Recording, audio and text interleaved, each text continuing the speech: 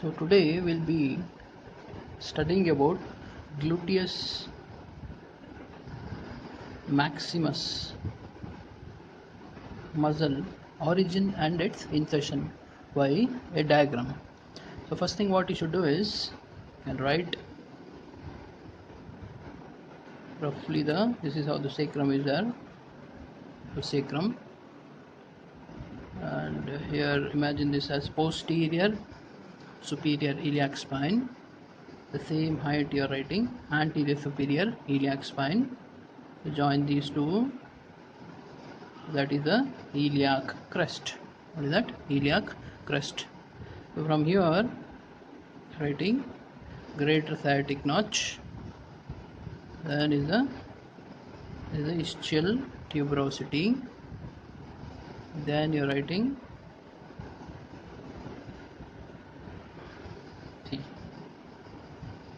this is a femur, this is the head of femur, the neck of femur,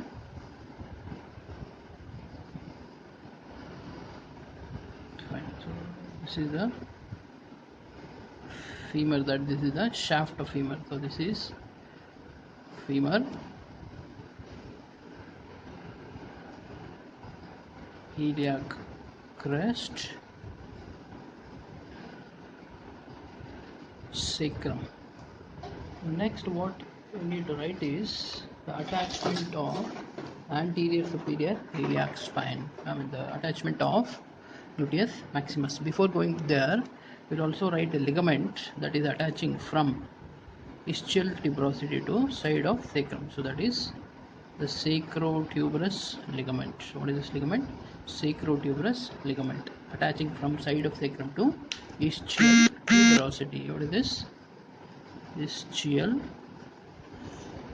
tuberosity. Ischial tuberosity.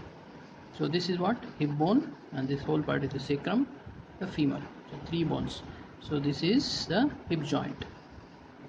Anterior superior iliac spine, posterior superior iliac spine, ischial crest, and this is the ilium, this is the ischium, ischial tuberosity, and the ischium.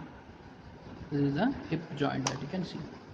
Now what you need to do is origin of, so usually for origin we are using a red color, and for insertion we are using blue color. Insertion we are using blue color. So we'll go with the origin. Outer slope of dorsal segment of iliac crest. See, this is the iliac crest, and it has got outer slope and inner slope. Dorsal segment of iliac crest. See, from here till here, outer slope of dorsal segment of iliac crest. Posterior gluteal line. So you got three gluteal lines from the greater sciatic. So that is posterior gluteal line, and this is anterior gluteal line. So this part, posterior gluteal line, posterior part of gluteal surface of ilium. This is the gluteal surface of ilium, posterior to posterior gluteal line. Then aponeurosis of external oblique muscle, dorsal surface of lower part of sacrum, then sacrotuberous side of coccyx. See, below this part, the lower part, it is called as coccyx.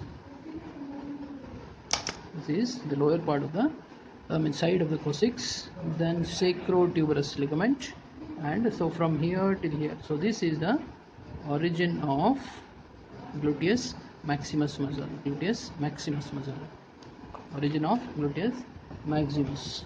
Now we'll see the insertion of it. Where does it go and get inserted? Now before going to that part, we'll write the dotted lines which represent what is called as, in green color we are writing, that is called as iliotibial tract. What is that? Iliotibial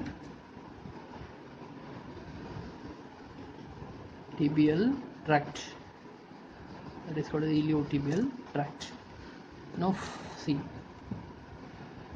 I will write the insertion of Gluteus Maximus. the deep fibers of the lower part of muscle are inserted to gluteal tuberosity. So here we'll be getting what is called as the gluteal tuberosity. The deep fibers are inserted to gluteal tuberosity. The rest of the muscle, they are inserted to what is called as the iliotibial tract. The greater part of muscle are inserted to iliotibial tract. Other one are inserted to what is called as gluteal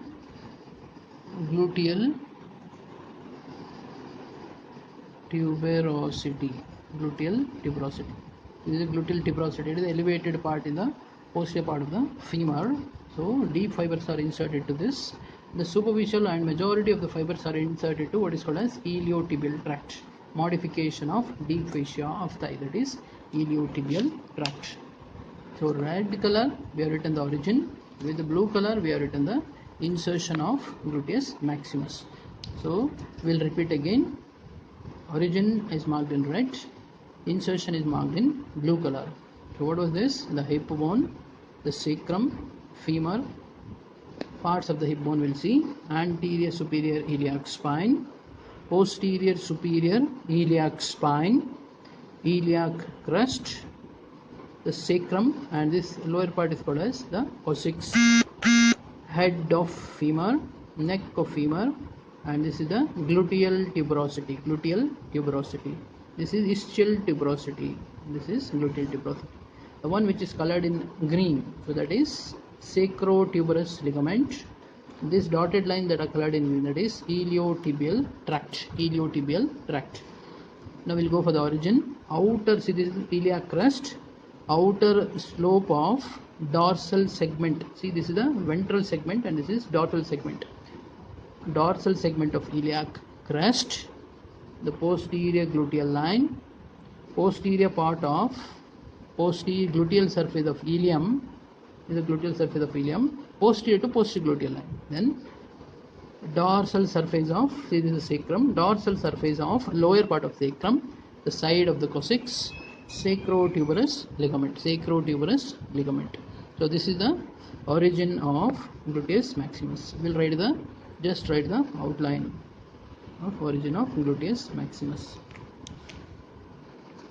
The blue color one is the insertion. The majority of fibers are inserted to iliotibial tract, that is marked in blue color.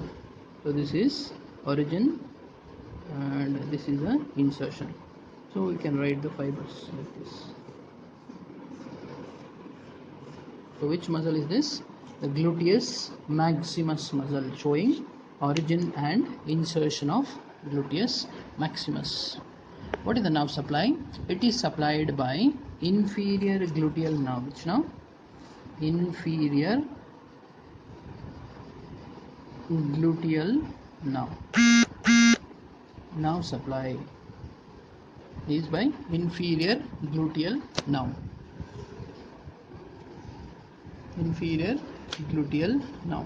Now we'll see the main action of gluteus maximus.